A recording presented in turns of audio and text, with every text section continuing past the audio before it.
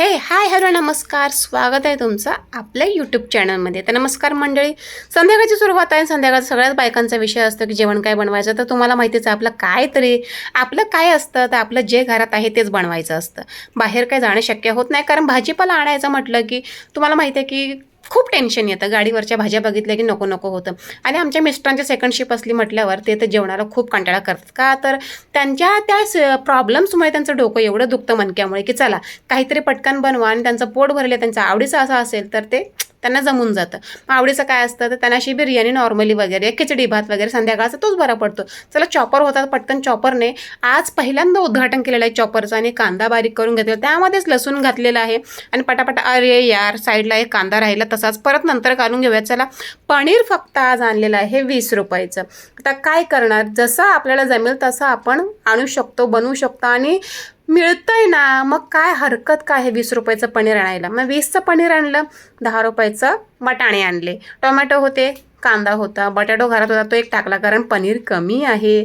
सगळ्यांना पुरण्यास जरा म्हणजे ॲडजस्ट करावं लागतं. आणि ज्या गृहिणी खरंच घरामध्ये शून्यातून विश्व उभं करतात, त्या प्रत्येक गृहिणीला मला वाटत नाही की 20 रुपयाचं पनीर हे काहीतरी त्रासदायक ठरू शकतं या टेन्शन येऊ शकतो. अरे बा, 20 रुपयाचं पनीर कुठे मिळतं, असं कसं काय, शक्यच नाही. तर बहुतेक डेअरी दुकानामध्ये मिळतं 20 रुपयाचं पनीर, हे मिळतं म्हणजे मिळतं. याच्यात एवढी कुठलीही मोठी गोष्ट नाही आहे की कसं काय मिळतं, अरे बापरे, अरेच्छा असं कसं, आणि काय हा फालतूपणा आणि काय हा कंजूसपणा, हे ते. माझं एवढंच म्हणणं आहे की आपल्या घरामध्ये जर खरंच प्रॉब्लेम्स असतील तर काय हरकत काय आहे. थोड्या थोड्या गोष्टींमध्ये जर काही वस्तू मिळत असतील आणि आपल्याला ते खायला मिळत असेल या आपण बनवू शकतो, तर काहीही हरकत नाही आहे, मला असं वाटतं. सो ते बेस्ट आहे. आणि ज्या श्रीमंत महिला आहेत ज्यांना वाईट वाटतं की अरे 20 रुपयाचं पनीर कोण खातो, कोणाच्या नाकाला लावायचं, कोणाच्या तोंडाला लावायचं, सो त्यांना असं माझं म्हणणं आहे की तुम्ही आणा पाव किलो, अर्धा किलो आणि एकटीनेच खावा. अर्धा पाव किलो काहीही हरकत नाही आहे.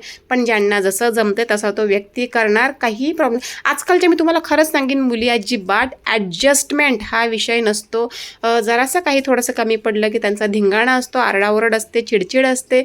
पण माझं एवढंच म्हणणं आहे की जिथे जसं सिच्युएशन असेल तसं वागायला येणं खूप महत्त्वाचं आहे, तरच तुम्ही जीवन जगू शकता. नाही तर जीवन तुम्ही अजिबात जगू शकत नाही. जाऊ द्या, आपलं मस्तपैकी कांदा टोमॅटो सगळं काय फ्राय करून झालं, त्यामध्ये वाटाणे बटाटे आणि पनीर घालून फ्राय केलं, हळद मीठ मसाला सगळं काय घातलं, सगळं फ्राय करून झालं. थोडंसं त्यात चॉपरमधलं तर कांदा होता म्हणून ते पाणी टाकलं. एका साईडला तांदूळ 1.5 ग्लास म्हणजे पावणे 2 ग्लास घेतला, मस्तपैकी असा शिजवून घेतला खळखळीत. आणि थोडासा वाफरला होता, पटकन म्हटलं चला ही भाजी पण शिजलेली आहे, त्यामध्ये तांदूळ टाकूया, सगळं काही ॲड केलं. आणि बहुतेकांना ही जी माझी बिर्याणी स्टाईल बनवण्याची पद्धत आहे ते असं काय वाटतं, नुसती भाजी बनवली आणि वरून भात टाकला आणि त्याच्यात काय बिर्याणी आहे. तर मी तुम्हाला सांगेन की नुसता मोठा मोठा कांदा फ्राय करायचा, खाली टाकायचा, तो ब्राऊन करायचा, वरून कोथिंबीर घालायची, हे ते सगळं, ह्या सगळ्या गोष्टी मी अवॉइड करते. का तर त्यात थोडीशी अजूनही काही गोष्टी या काही पैसे वाचतात. माझं एवढं म्हणणं आहे की आपल्या पोटाला आपल्याला 2 घास मिळणं महत्त्वाचं आहे, ते कसे का मिळणार. म्हणून आपण बनवायचं आणि आपण खायचं. दुनिया काय बोलते या कसं बोलते, असंच का नाही केलं तसंच का नाही केलं, ह्याला काहीही महत्त्व नाही आहे. नुसतं गार्निशिंग करून सजावट करून जर जेवण चांगलं रुचकर होत असेल तर चुकीचा आहात तुम्ही. आणि काही जण बरोबरही असतील तर चला मस्तपैकी जियालांची मला पहिले जेवायला देते, पप्पा आल्यावर नंतर मी एकत्र जेवायला बसू.